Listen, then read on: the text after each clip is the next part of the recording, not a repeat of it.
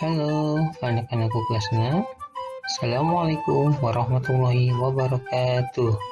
Sampurasun. Berjumpa kembali dengan Bapak Bambang Herlambang dari SDN 8 Cisereh, Kauripan Pajajaran, Purwakarta. Pada pembelajaran kali ini, kita akan belajar tema 2, subtema 2, pembelajaran keempat. Tujuan pembelajarannya: 1. Mengetahui peristiwa mempertahankan kemerdekaan Republik Indonesia.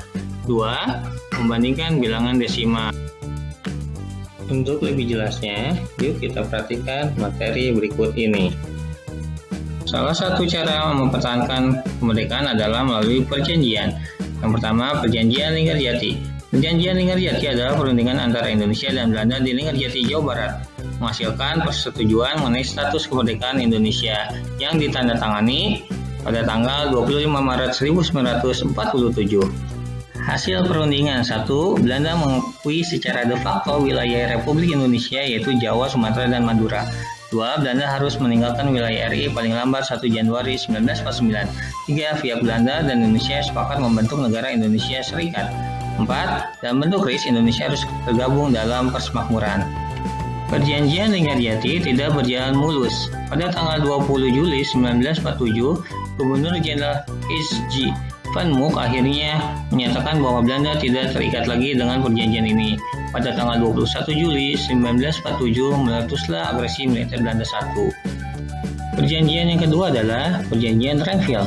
Perjanjian ini dilakukan antara Indonesia dan Belanda. Perjanjian ini ditandatangani pada tanggal 17 Januari 1948 di atas kapal perang Amerika Serikat USS Renville yang berlabuh di Pelabuhan Tanjung Priok, Jakarta.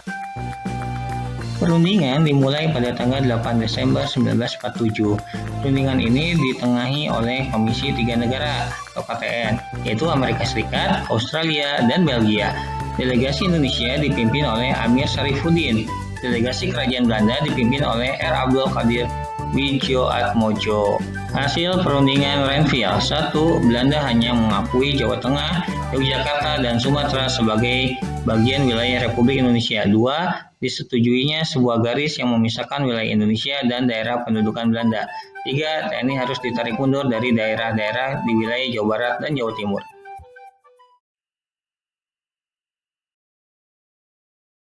3. Perjanjian Prom-Royen. Perjanjian ini dimulai pada tanggal 14 April 1949 dan ditandatangani pada tanggal 7 Mei 1949 di Hotel des Indes, Jakarta. Nama perjanjian ini diambil dari kedua pemimpin delegasi, Muhammad Rum dan Herman van Royen.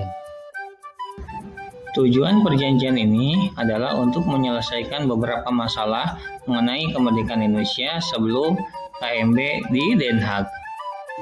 Hasil pertemuannya: 1. Angkatan Bersenjata Indonesia akan menghentikan semua aktivitas gerilya.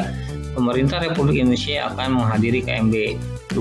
Pemerintah Republik Indonesia dikembalikan ke Jogja. 3. Angkatan Bersenjata Belanda akan menghentikan semua operasi militer dan membebaskan semua tawanan perang. Dan perjanjian yang terakhir adalah Konferensi Meja Bundar atau KMB. Hasil dari Konferensi Meja Bundar: 1. Belanda mengakui RI sebagai negara merdeka dan berdaulat. 2. Status Irian Barat diselesaikan dalam waktu setahun sesudah pengakuan kedaulatan. 3. Akan dibentuk Uni Indonesia Belanda. 4. RIS mengembalikan hak milik Belanda dan memberikan hak konsesi dan izin baru untuk perusahaan-perusahaan Belanda. 5. Mengambil alihan utang Hindia Belanda oleh Republik Indonesia Serikat.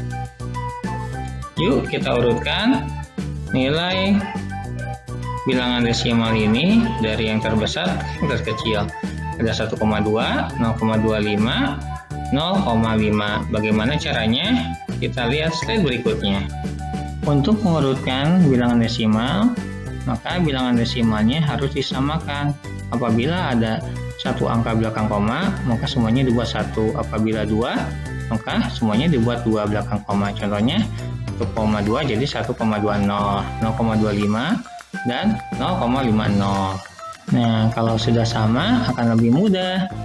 Sehingga yang terbesar adalah 1,20 atau 1,2 dilanjut dengan 0,50 atau 0,5 dan terakhir 0,25. Alhamdulillahirrahmanirrahim, pembelajaran hari ini telah selesai. Berjumpa lagi dengan Bapak di lain waktu. Mudah-mudahan semuanya bermanfaat. Wassalamualaikum warahmatullahi wabarakatuh.